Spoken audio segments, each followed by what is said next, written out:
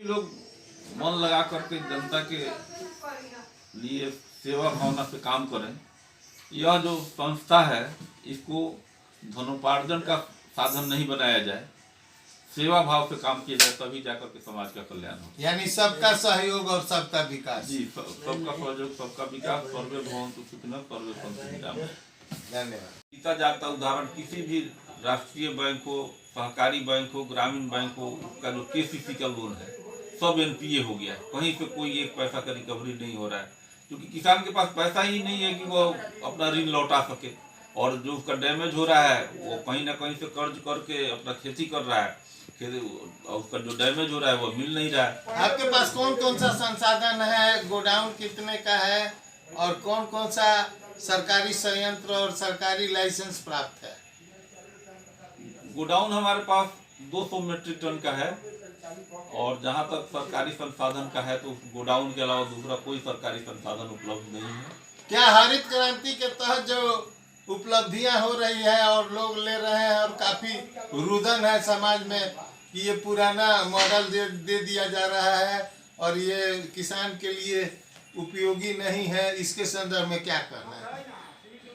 हरित क्रांति योजना के तहत जो यंत्र सब मिले हैं तो हमारे पास जो पैक कृषि यंत्र लिए वो सभी जो पुराने और रिजेक्टेड थे कंपनी का, वही अफसरों की मिली भगत से लोगों को दिया गया, और जो लोग भी लिए हैं वो लोग नाक पकड़ कर रो रहे हैं। और संयंत्र वर्तमान जो सरकार की नई नीतियां हैं और घोषणाएं हैं वो आपके यहाँ, क्योंकि आप तो बैंकिंग व्यवस्था भी चलाते हैं और काफ़ी दिनों से जनता को सभी जो भी उचित बनता है सारे सहयोग आप करते हैं। एक बार फिर जरा निजी गैस एजेंसी, पेट्रोल पंप, सहज वसुधा केंद्र, तमाम चीज़ें जो भारत सरकार की जो घोषणा है वो कितना धरातल पर होगा और कितना नहीं? ये जितनी तमाम घोषणाएं हैं किसान के लिए, पैक्स के लिए बहुत लाभकारी योजनाएं हैं, लेकिन खास करके बिहार में धरातल पर उतरने में इसको अभी काफ़ी समय लगेगा, क्योंकि जब तक लाल फीताशाही और अफसरशाही पर लगाम नहीं लगेगा पैक्स का विकास नहीं होगा। पैक्स का विकास नहीं होगा तो किसान का विकास नहीं होगा, किसान का विकास नहीं होगा तो देश का विकास नहीं होगा। आर्थिक कमी की वजह से सरकार को पुनः सहयोग करना होगा। नहीं, आर्थिक कमी की तो स्थिति यह है कि कोई भी काम करने के लिए पैक्स के पास अपना कोई संसाधन नहीं है। और वर्तमान में आपको कौन कौन सा अभी एलसीडी प्राप्त हुआ या नहीं, और कंप्यूटरीकरण की कोई सूचना है या नहीं? कंप्यूटरीकरण का तो सुन रहे हैं कि हाँ है, मिलने वाला है, लेकिन सबसे बड़ी दिक्कत यह है कि सरकार का जो भी घोषणा है तो पैक्स को जब तक स्वतंत्र नहीं किया जाएगा, ऊपर से थोपा जाएगा कोई चीज़, तो वह सफल नहीं हो पाएगा। हमको अगर कंप्यूटर ही खरीदना है तो पैक्स अपना खरीदे, उसकी जिम्मेवारी पैक्स को हो, तो ऐसा नहीं होना है। यानी मेंटेनेंस पैक्स को दिया जाए और वो अपने सुझाव से अच्छा परचेज हो। हाँ, यह पावर जब तक पैक्स को नहीं होगा, ऊपर से सामान का आपूर्ति किया जाएगा तो वह। धान खरीद के संदर्भ में क्या कहना है, जबकि बिहार का दूसरा बड़ा जिला चंपारण है और यहाँ जो है सो सबसे ज्यादा धान अधिप्राप्ति कम हुई और गेहूं की अधिप्राप्ति भी नगण्य है, इसके संदर्भ में क्या कहना? धान अधिप्राप्ति में सबसे बड़ी समस्या यह है कि किसान धान काटता है और उसको फिर अगले फसल के लिए अपना धान बेचना पड़ता है, तो जब तक वो अपना अगला खेती कर लेता है उसके बाद हम लोगों के माध्यम से धान का खरीदारी शुरू होता है। तो जो लोग, कुछ लोग हैं जो संपन्न हैं, जो सक्षम है कि इस साल का धान अगले साल भी बेचते हैं तो भी उनका खेती में दिक्कत नहीं है, पर्व त्यौहार मनाने में दिक्कत नहीं है, तो उन लोगों के लिए तो ठीक है। लेकिन बाकी जो लोग हैं वो लोग औने पौने दाम में बेच लेते हैं अपना धान। सही समय पर अगर खरीदारी हो तो तब जाकर के किसानों को फायदा। कुल वोटों की संख्या कितनी है? 1400 है कुल वोट। इस बार जनता ने आपको कितना वोट देने का काम किया?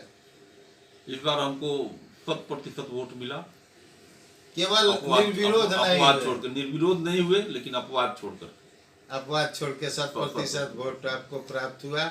और विगत दिनों से ये महिला के संदर्भ में क्या कहना है? ये महिला के हाथ उत्थान हो रहा है और आपने मैडम को ये नेतृत्व दिया है, तो महिलाओं को पैक्स में जोड़ा जाए और महिला के पैक्स में जुड़ने से क्या क्या संभावनाएं बन रही? पैक्स में महिलाओं को जोड़ने के लिए जब तक कि उन लोगों से संबंधित कोई रोजगार वगैरह का ट्रेनिंग नहीं दिया जाएगा तब तक महिलाओं का कल्याण नहीं होगा। जोड़ने के लिए तो सरकार का हमेशा रहता है कि मेंबर बनाइए, लेकिन पैक्स के किसी मेंबर को एक पैसे का भी कोई सरकारी योजना का लाभ नहीं मिल रहा है पैक्स के माध्यम। महिलाओं को सशक्त करा के तब जोड़ा जाए। हाँ, धन्यवाद। मैं बिहार हद तक के माध्यम से मिलवा रहा था वर्तमान पैक्स अध्यक्ष पति, सह पूर्व पैक्स अध्यक्ष भी हैं और ये काफ़ी ऊंची सोच के तहत जनता की सेवा करता है। विगत 30 साल से ये अपने पद पर ये दोनों विराजमान हैं और ये चंपारण कोटवा व्यापार मंडल के भी अध्यक्ष हैं।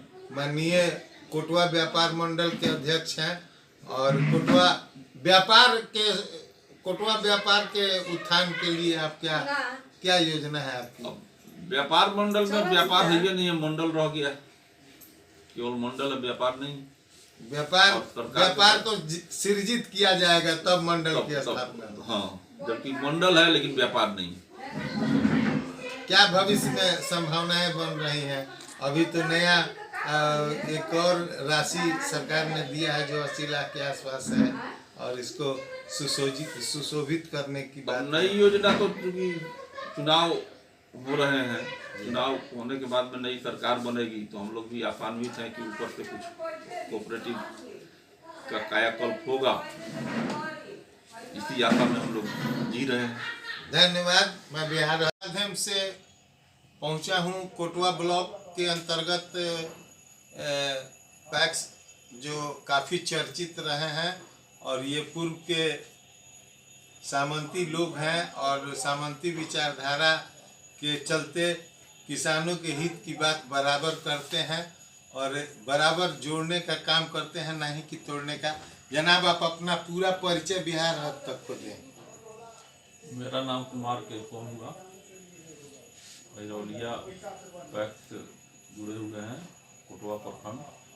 कितने दिनों से आप इस पद पे हैं? हम विगत 30 सालों से ज़्यादा से इस पद पर पदस्थापित। क्या परिस्थितियां गुजर रही है पैक्स के साथ, इस पर 2 शब्द। पैक्स के साथ क्या क्या परिस्थितियां गुजर रही है? सरकार की तरफ से जो घोषणाएं और वादे हो रहे हैं उस पर कहीं कोई अमल नहीं और पैक्स किसानों के हक के लिए, हित के लिए